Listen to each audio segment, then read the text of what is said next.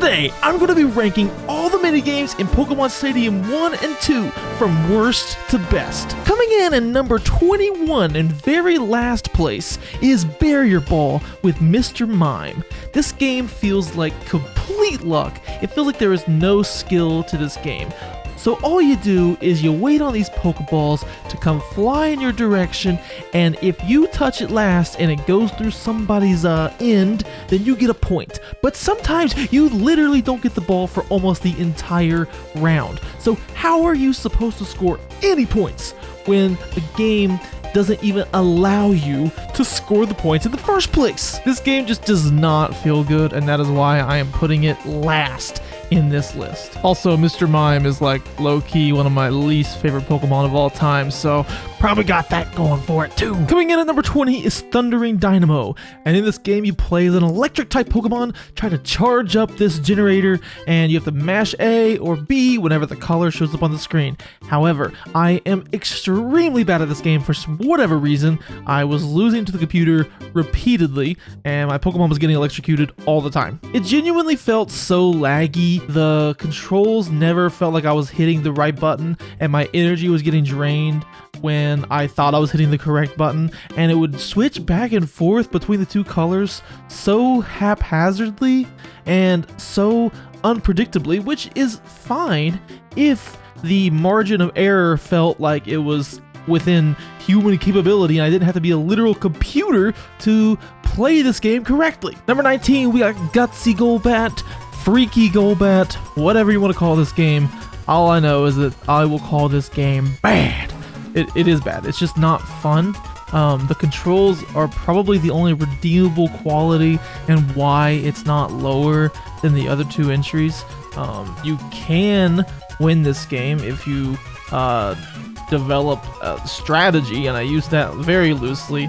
If you stay toward the back and just don't get hit by the Magnemites, don't get hit by the other Golbats, and just wait for them to drop their hearts, you can win.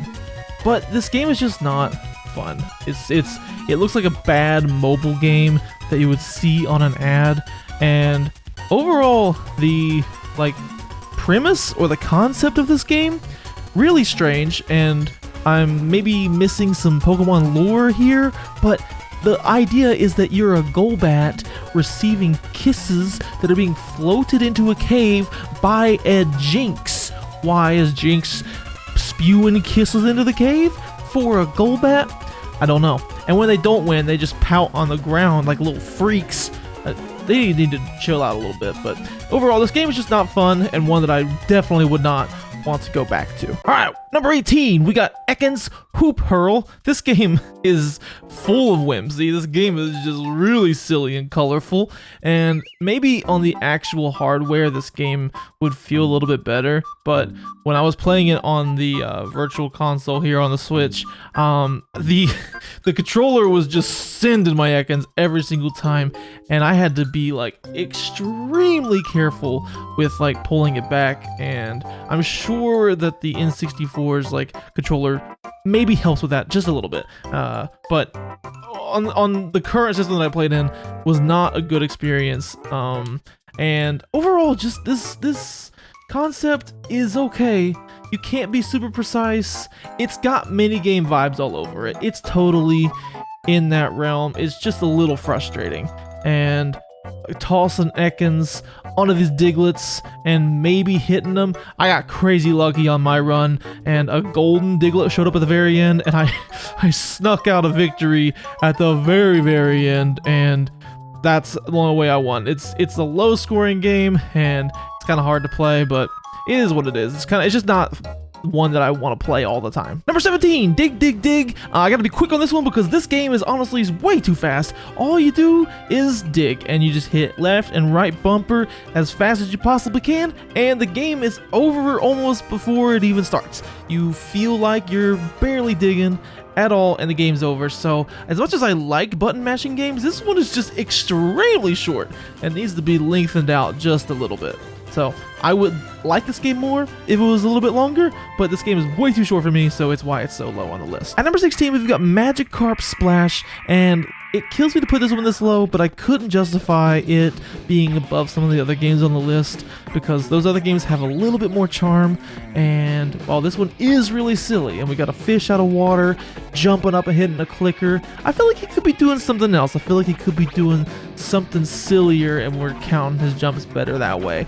I don't know, but I just couldn't justify putting it above some of the other games on this list. That's why it is ranked number 16. At number 15, we've got Snorbor with Drowsy, as he tries to make the other Drowsies drowsier than he's drowsy. I don't know. It's a lot of hypnosis going on here, but dude, this game overstays its welcome really bad. And like the pendulum swings kind of fast, and you kind of get into the fact that you gotta hit the rhythm on time, but dude, it feels like it overstays its welcome really badly, because I thought this game was over several times and I was still mashing A, and your Drowsy falls asleep anyways because he wants to take a nap too.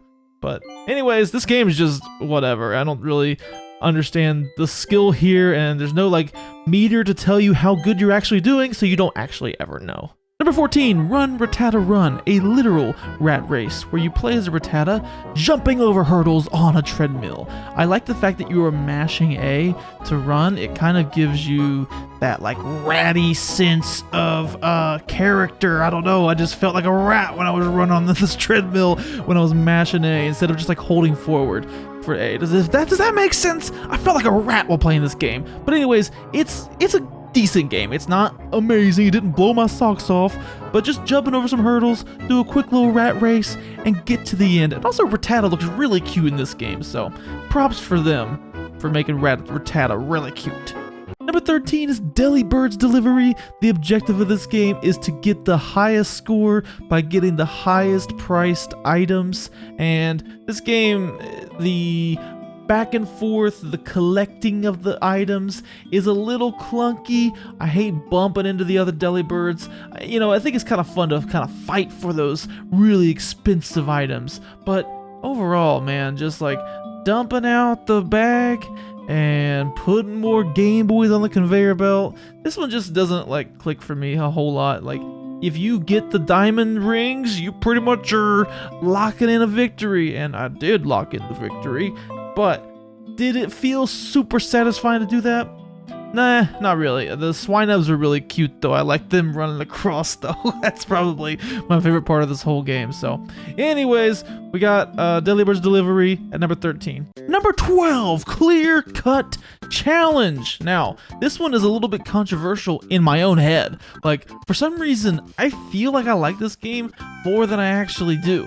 I didn't really like this game that much. Like, it's just hitting A at the right time, which can be fun and satisfying to like get it right on that line, but like there's no real timing going on here. It's just a luck thing, man. You gotta be really lucky and prepared to hit that A button when that log drops. So it's an okay game, and again, I like the theme here. This is kind of what I was talking about with the Magikarp game. I like the atmosphere here, and all of that is really cool in this package, but man, the game just leaves a little bit to be desired. That's all I'm trying to say there. Number 11, Pichu's Power Plant. Now this one is the quintessential button mashing mini game in the whole collection. You are button mashing a direction and a specific button, and also there's like a timer element to this one that wants you to get the fastest, highest score that you possibly can. So I like that part of it, and it just feels way more responsive than the first Electricity game. So that's why this one moved up, and it just missed our top 10. Before we start the top 10, please consider subscribing. If you made it this far, you probably like the video a little bit, or maybe you disagree with me so hard you just want me to explode. Either way, maybe subscribe to see me explode one day. Starting our top 10 is Rampage Rollout. I picked this game because it is genuinely unique. It is different than the last game, which was just a button mashing game, even though it kind of perfected the button mashing mini game in Pokemon Stadium. This one is just unique. It just stands out, and it's kind of iconic and has good controls. The tornado like hitboxes are a little wonky. It feels like I didn't hit them sometimes, but it still said that I did. So that was probably the only reason that I got a little bit frustrated with this game. But overall, this game is unique. It is satisfying to play. You can try and screw over your enemies in this game. So I do like this one. It's fun, but it's just hitting the top 10, and it was a big toss-up between this game and the last. So that's number 10. Number 9 is Clefairy Says. I put this one at number 9 because I am genuinely really bad at memorization games. When I first played this one, I was doing pretty good with like 4 and 6 combinations. But once it got higher than 6, I started to struggle, and it was really rough. But memorization games just aren't my thing. But this one's super iconic. It is really cute, and I love how the Clefairies get bonked when they get something wrong. It's just super silly. But I do think this is a good mini game, even if I am bad at it. So that's why it's at number 9. At number 8, I know this one is gonna be a little controversial because this is like the most basic mini game you could possibly play. This is this is really silly. It's just a counting game. You just hit A every time you see a Pokemon run across the screen, but I can't lie, it's really fun, and the NPCs are really stupid in this game. They sometimes will like mash the button 4 times at the end than they should, and it just cracks me up for some reason. I don't know, it's just really silly. And seeing the Pokemon run across the screen is super cute, so I like this mini game. This is my list, so I'm gonna put it at number 8 if I want to. Coming in at number 7, we've got Topsy Turvy with Hitmontop, and this one is like good and bad at the same time, but it's bad in a good way and it's good in a good way. So that's why it's still in the top 10. Trust me when I say this, the controls are a little wonky, but they're wonky in a good way. That's why I like it. I like it in that sense, and I still think it's fun. It's a good time. I don't feel like I'm guaranteed a victory every time, but I also feel like I feel like I can express some skill in this one and still kind of come out on top whenever I play well. So I do like this game. I think Hitmontop is really fun and a silly Pokemon that they added in this generation. So I'm glad that they used him for this mini game. So that's why he's in the top 10.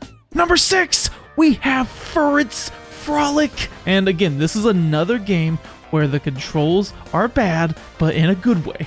Like it's fun. I don't think that it conveys that it's fun based on watching it right now, because it does look a little frustrating just hitting this one Pokeball around. But this one is fun. Like, there were times when I was like, I felt like I was in control. I felt like I was the master of the Pokeballs. I felt like I was moving the balls around just how I want to. So I kind of like that. And there toward the end, it gets really chaotic and throws more balls in there, and it's just fun. Like, again, it's chaotic and it is just kind of wonky, but in a good way. Like, look at that. Look at that. I just got a master ball in my hole. Pretty cool. Anyways, I like this one. It's really silly, really fun, and Furret is just way too cute. Way too cute. It's our top 5, and we're starting out with Tumbling Togepi. And you might be asking, you were literally putting a Togepi racing game in the top 5, and you bet your bottom dollar that I'm putting a Togepi racing game in the top 5. I had so much fun playing this game. I felt like I was this Togepi. I was rooting for this Togepi so hard to win this race, and I honestly failed the first time, and I cried. I was so upset that I just cried because I let down this Togepi who wanted to win this race so bad. But I let that Togepi down. I thought that I was that Togepi for 1 minute. And just genuinely a fun racing game. Again, it's on that same like track that the Rattata race was on. But like, this is better. This is just Rat Race, but better. And it's Togepi, and it's cute, and I loved every second of it. Loved it. Number 4 is Eager Eevee. This game is just straight up out of a Mario Party game. Like, I forgot that I was playing Pokemon Stadium for a minute and genuinely thought I was in a Mario Party minigame, because this has got that same energy in a Mario Party minigame that you are just trying to screw over everybody else. I absolutely loved faking out going toward the fruit. I mean, these are computers, so they're not gonna like super fall for it, but like thinking that I could fake out the computers with my fake outs and then grabbing the fruits before they can even have a chance to get it. Dude, it's so satisfying, and it just makes me feel so competitive when I play this. I just really like this game. I think it's really fun to only let the computer have 3 strawberries and I get 7 of them. So yeah, anyways, I like this game. It makes me feel really evil. That guy got blown up by a pine cone. So yeah, anyways, I like that aspect of this game. Super fun, super competitive, but it's number 4. It's number 4. Number 3 is Rock Harden with Metapod and Kakuna. And I know what you're thinking. I know exactly what you're thinking. This is the greatest game of all time. How could you possibly put it at number 3? Okay, well, hear me out. I think that this game is really simple. And if that's what you're actually thinking, you would be right. This game is simple. You just harden when the rocks come, but the skill expression here, just knowing that I could get better at this game, just knowing that I could get like literally the perfect score when I play this game, just makes me want to keep on playing it. And even losing in this game makes me want to play it more. So that's why I really like this game. It makes me want to keep on playing it. Like, that's pretty much how this list got decided, was how much I wanted to keep on playing that specific game. Does it entrench me in the Pokemon world? Does it make me want to just be the very best? That's what this does. It makes me want to be the very best Kakuna I could ever be in my entire life. So, that's pretty much it. That's number 3. Number 2 is Egg Emergency, and I had a really hard time not putting this one at number 1. I genuinely love playing this game, and it might be basic, it might be silly, it might be easy, but just going for a perfect score in this game makes my brain just click in the most satisfying way possible. I love playing this game. I love catching all the eggs. I don't know what it is. I don't know why I'm obsessed with getting a perfect score in this game, but I am. I want to get a perfect score in this game so badly. I really hate dropping the eggs in the water. Don't like it even a little bit. So anyways, really like this game. All you do is move left and right to catch the eggs. That's all you do. It's so simple, but I love it. Why is it so satisfying? It's just seeing the number get bigger, because bigger number equals better person, and that's pretty much the motto in life that me and this Chansey are living off of. Bigger number, better person. All right, number 2 though. I'm doing it. I'm putting Sushi Go Round as the number 1 Pokemon Stadium minigame between both games. I absolutely adore playing this game. I wish I was this Licky Tongue. This is why Licky Tongue is one of the greatest Pokemon of all time, because he could just chill at a conveyor belt sushi restaurant and just eat sushi all day long, licking his tongue out. I want to be that Licky Tongue so badly, dude. It is so good. And like I know. I haven't said a single thing about the actual gameplay. The gameplay is great. You lick the good things, you slurp up the best sushi, and then you don't eat the gross matcha drink. That's just what you do. So, really good gameplay.